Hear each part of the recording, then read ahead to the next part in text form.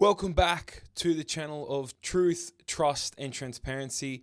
Today, I would just want to break down investing in property in a self-managed super fund. Now, as always, and as I always say at the start of my videos, they are for educational purpose only. They are not to be used or supplemented as financial advice. Take this video, learn from it, and then go and talk to your accountant, your mortgage broker, and if you need to, a financial advisor. As always, in this episode, I basically want to break down self-managed super fund, like what it is, how it works, what I see and who I see it working for, common things I see people doing wrong, and then a breakdown on some of the pros and cons of investing in your self-managed super fund. SMSF, if you're listening to it, is a self-managed super fund. What does that mean? Well, when you are a PAYG or a PAYG employee, or you have a full-time, part-time job, your employer, the person that employs you to work at that job, at that company, at that business, at that cafe, pays you both a wage and also super. You'll see that on your paycheck, on your pay slips. You'll see that super come out.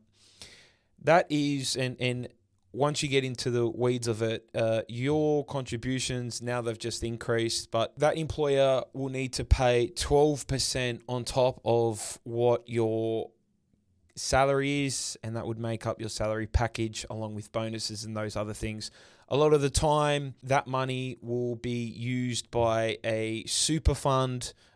Typically, your employer will pick that for you if you're not too switched on, or you can pick and change it yourself, and they will invest your money to give you a return. Most often, there's low, medium, and high risk, so you're able to pick someone or who you want to go with and at what level of risk you want to put those funds away. Then, once you hit and you will collect that contribution, it's up to 12% in Australia at the time of making this video.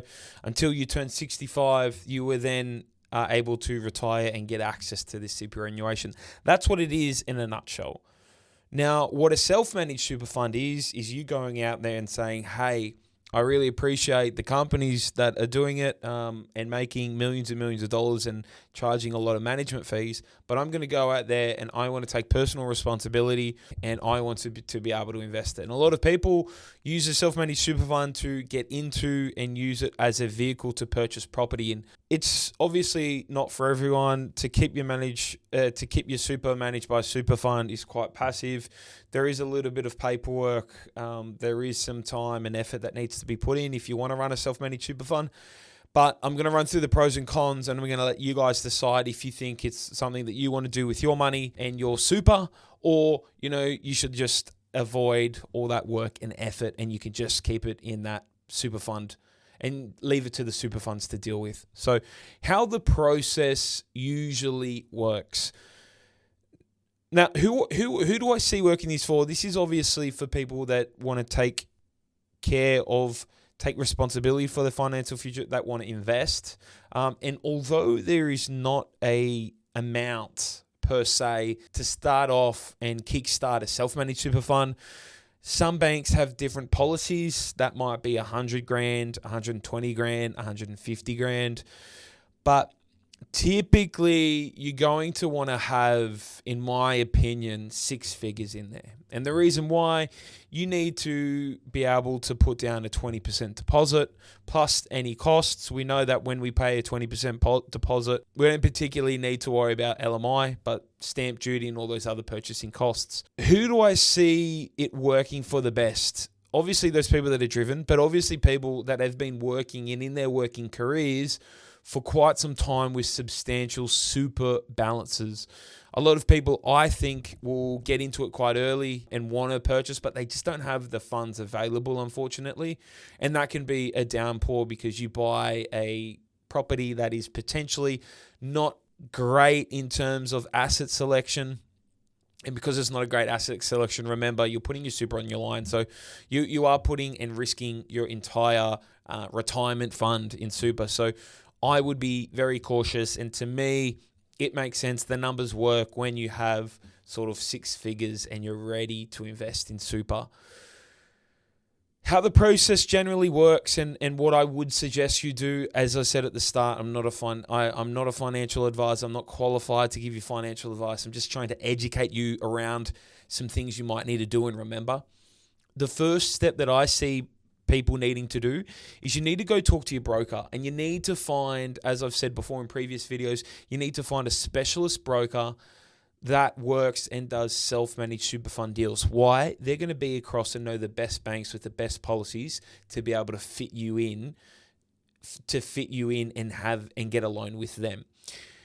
When I find that broker, I'm going to go to them. I'm going to have the broker assess both my income and my super balance and what is the potential for me to be able to buy. How is that calculated? It is totally different with borrowing in your personal name.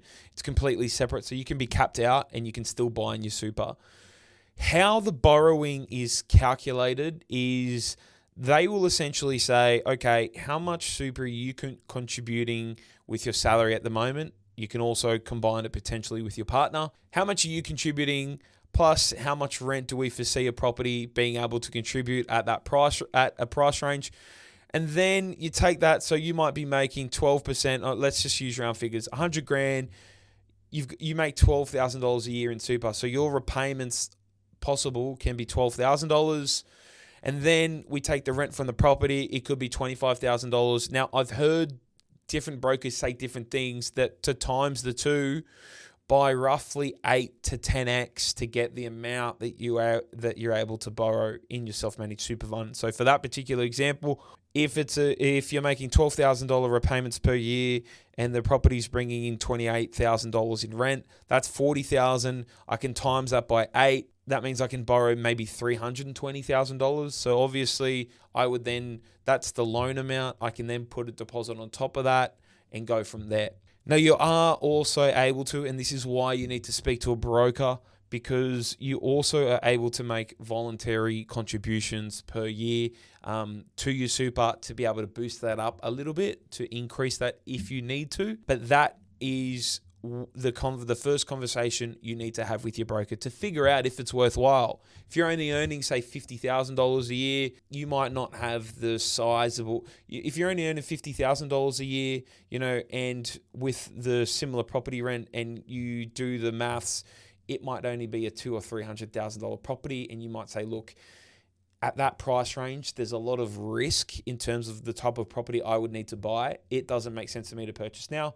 And it's a good chance if you're earning, say, $50,000 a year, you don't have that $100,000 in your superannuation yet to be able to roll it into self-managed super fund and to go from there. So that's kind of why, in my opinion, you need to be working for a good chunk of 5, 7, 10 years, depending on your salary. And in my opinion, wanting to be having 6 figures in self-managed super fund. Now, obviously, talk to your broker and talk to your accountant. They may suggest otherwise, but I just suggest that because if you try to go in too early and you don't have enough money and you need to buy a very cheap property, then that is, obviously the cheapest properties, I've said it before on my channel, but the cheapest properties have the most risk because they're the cheapest. All the data is not going to line up. All the data is not going to be perfect, because if it is, the property that you're trying to buy for $300,000 wouldn't be $300,000 if it was perfect. So you got to remember that you are taking an element of risk when you go into those cheaper markets, and you are now betting with your retirement fund. So that's why I say you're better off waiting a little bit until you have sort of those 6 figures and you're earning maybe 6 figures in your main job too. Now, after that, let's just say you get the green light from your broker. The next step would be then to speak to your accountant and say, hey, Mr. or Mrs. Accountant, I'm looking to set up a self-managed super fund. I've got the money available, allocated. I've spoken to the broker. This is what the plan is, and get him or her across the plan. Self-managed super fund in itself cannot borrow property.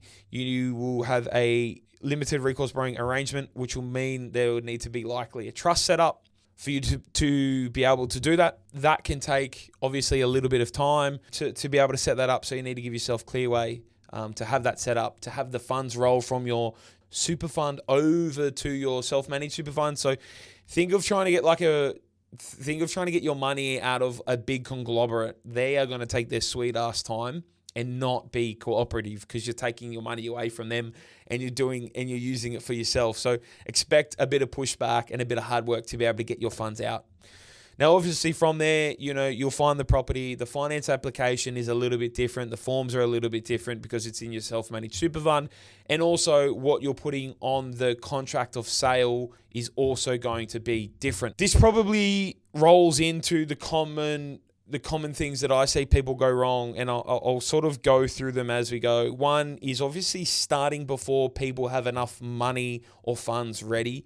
They're keen to get in self-managed super fund. They don't have a sufficient self-managed super fund pot, which, like I've alluded to, when you don't have enough funds available, you got to buy a cheaper property. With a cheaper property, there's associated risks, and you're putting your savings against that for your retirement. That's the first mistake. The second mistake is people underestimating how long it takes to set up the self-managed super fund, that bare trust structure, and also getting the funds from your super fund to roll in the funds to your self-managed super fund. I've heard that process be able to take months. So you just need to make sure, we need to plan out, we need to give ourselves a bit of leeway here, that we're rolling in the funds, we give ourselves enough time, we have it set up and ready to go. And we don't just go, oh, hey, I've got this property in a 10-day cooling off. I need to now set up my self-managed super fund. That would be an absolutely huge mistake. So first mistake is going to be not having enough funds and jumping in too early.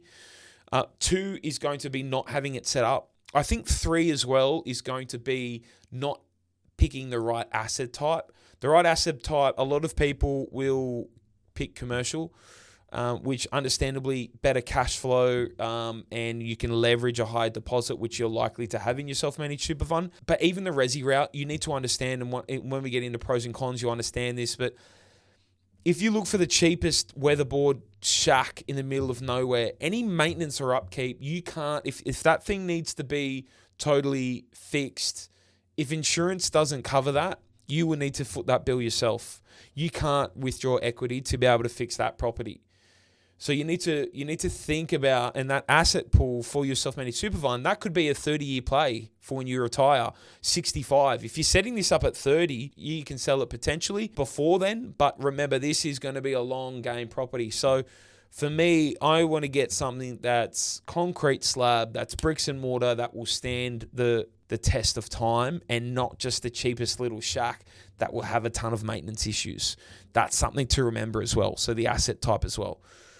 I think the next mistake that I've heard people make is putting the wrong name on the contract. Now, obviously, and this is where it gets a little bit technical, and you will need to speak to an accountant. I'm not an accountant, so if you're an accountant watching this, I apologize if I've butchered anything so far. Essentially, talk to your accountant, because the setup of that bare trust for that limited recourse borrowing, you can set it up, but then you need to execute, and I'm pretty sure you need to execute that trust around the day before or day after you sign in the contract. And that's the name that is going on the contract of sale, not this name of the self-managed super fund. So it's the trust, not the self-managed super fund. So if you write the wrong thing on a contract, you need to be careful, because if you need to then change the title of the property or the ownership of the property to the bare trust, you could be pinged for double stamp duty there.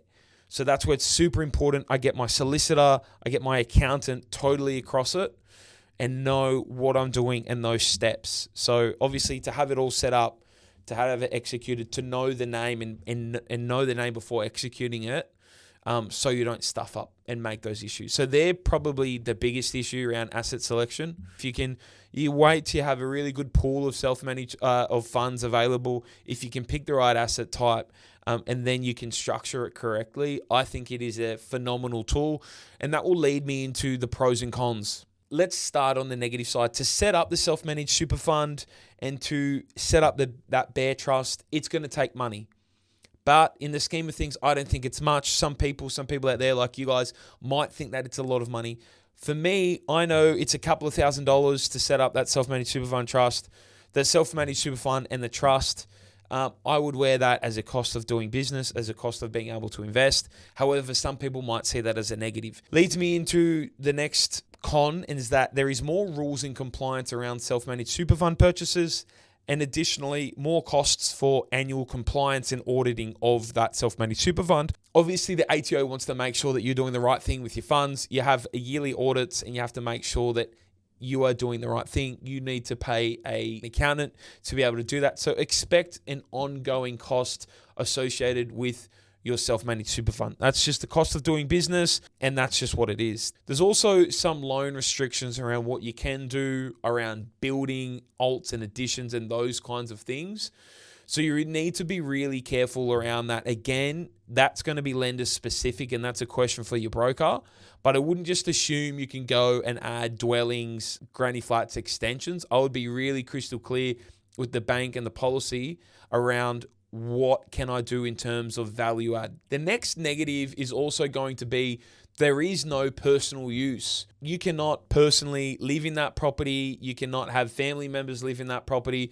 It needs to be rented out at market rent, whether it is residential or commercial. You need to have, and your accountant will probably suggest that you get a market valuation done, a rental appraisal, someone to be able to come through and say, yeah, this is what we think is it can achieve in rent, and that's what you need to rent it out for. There's no biting your self-managed super fund, rent it to mum and dad. You can't do any of that stuff. So you need to be crystal clear. You need to be a straight shooter, and you can't try to burn the books with that stuff, because remember, you're also needing to audit it at the end of each year, and you need to give, there's going to be that trail there with the accountant. The next con with buying in your self-managed super fund is that you can't use equity and extract it from your self-managed super fund purchases to be able to buy again and again and again. Banks just don't allow it because of the way that limited resource borrowing arrangement is set up. So just remember that next time, is that banks won't allow you to draw out equity. So remember, it's kind of a sunk cost that you're paying down with your super contributions and potentially either your business or your tenant that's in there. Your idea is to be able to either pay them off or making multiple purchases.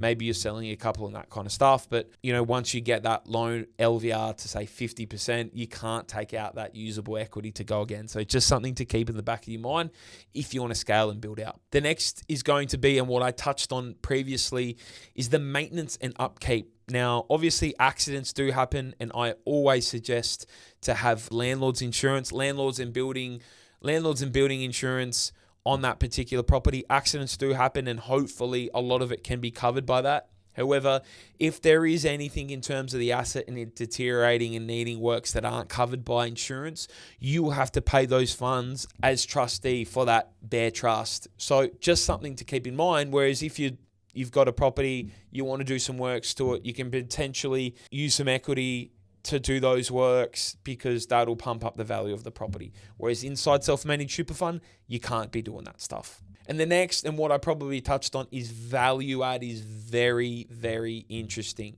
So I know for resi, a lot of banks don't like if you've got a self-managed super fund property and then you want to come and put a granny flat on it. So just something to note, and that's probably a question more for your broker around what are the bank's policies around that. I'm not pretending to be a broker today. I do know there is some pushback, and there's only meant to be one particular loan in that self-managed super fund to that property, and banks don't particularly like you using another loan for like a granny flat or anything like that. So just something to note, and probably my last con.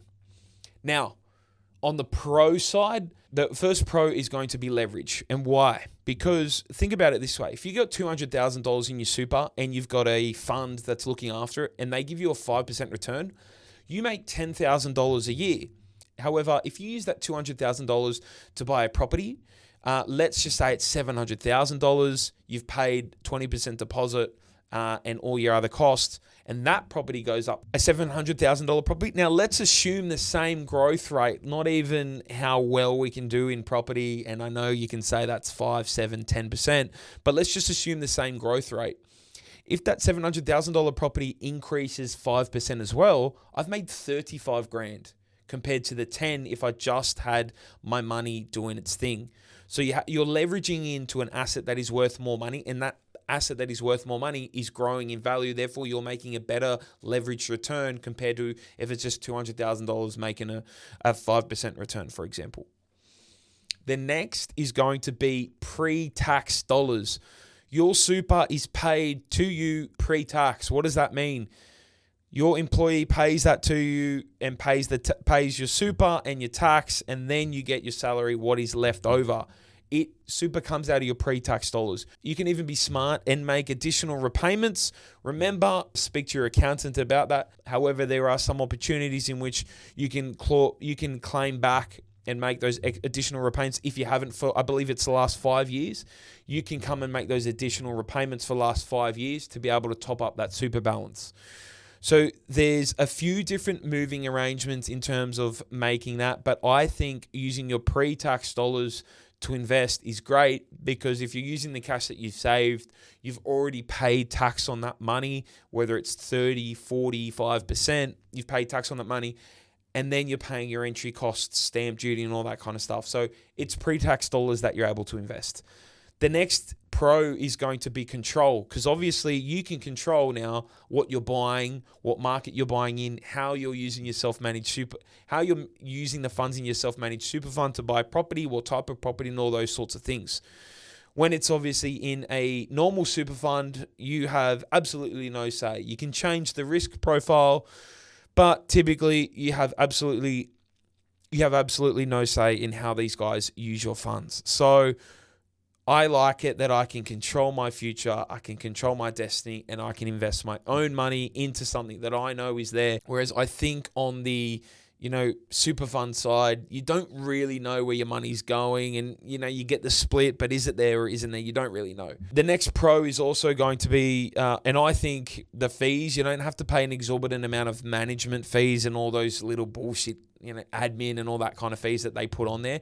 You can control those fees. You don't have to. You've obviously got the fees of your accountant, but you have full disclosure over fees and costs, whereas they're charging you like a management fee, but you don't really know how that's split and what that goes to and how much profit are they making. Obviously, super funds have to make money and profit, so there's some there, and are they making an 8% return on your money and only giving you 5%? So they're making sort of more money and more fees on you if you're in a super fund, whereas the pro is when you're doing it yourself, you get 100% of the returns. I also like an extremely smart play that I know business owners are doing that I might consider for myself down the line is business owners are buying their building premises, their place of work in their self-managed super funds.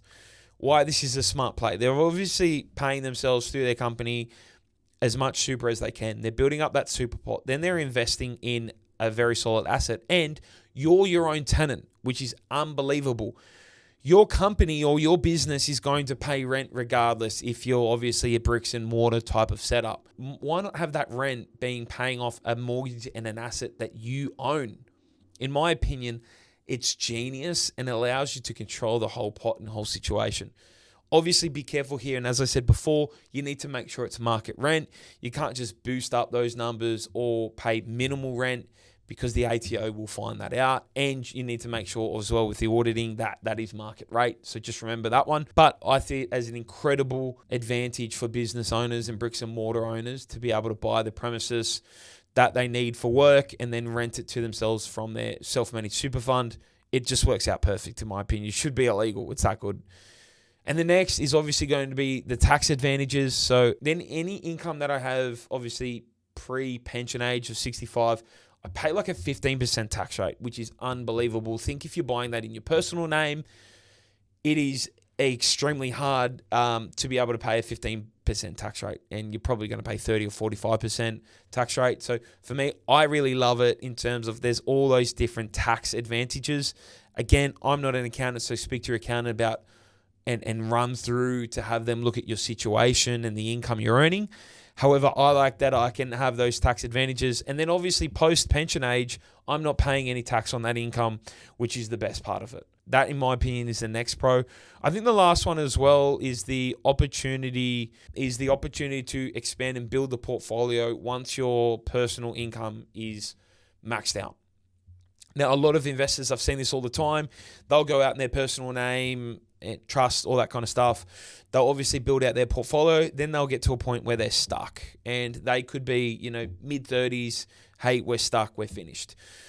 However, if you've got the right plan and you've set it out right, and your employee has been paying you and you've been working for an amount of time, or you're self-employed, you've been paying yourself as much super as you can. When your personal borrowing is maxed out, you can't borrow anymore. Self-managed super fund and borrowing within that sits absolutely separate, and it's just calculated, as I said before, but on that super amount that your employee or you're paying yourself if you're self-employed, and the rent of that property. And it's structured totally outside of your personal borrowing capacity. I see that as a huge advantage. If you're still wanting to build a portfolio and you're stuck, it can be a way to get another property on the board whilst your rent increase and your income increases, to be able to unlock you again buying in your personal name or in trusts. This sort of stands outside and stands differently. So there's a lot of, in my opinion, pros in there. Now, that's probably it for me, pros and cons. Decent sized YouTube video for you guys today. Again, I'm not telling you to do one or the other or what to do with your money. However, I just want to show you the opportunity of purchasing in self-managed super fund and what it can do for you, and the type of people that I see that are doing it. You can obviously buy both resi and commercial in your self-managed super fund. For me personally, if I'm starting out and borrowing my self-managed super fund, I want to make sure that I've got probably 6 figures of super there. I go see my accountant first, and then I follow those steps that I said throughout this video to make sure, and I want to make sure I get an asset that is going to last the test of time, not just the absolute cheapest $185,000 unit that's going to eat away at strata costs and absolutely leave me bone dry. As always, guys, speak to both your broker and accountant for self-managed super fund purchases. Take what you've learned today and some questions and let them help you out. And then from there, use it as a tool, but use it responsibly. And if you've got any questions, queries from today's episode, or you want something answered, this particular video came from a gentleman that messaged me on Instagram DMs. Shout out to Dinka. And if you've got questions or you want a video covered on a particular topic, let me know. But as always, I will see you guys tomorrow.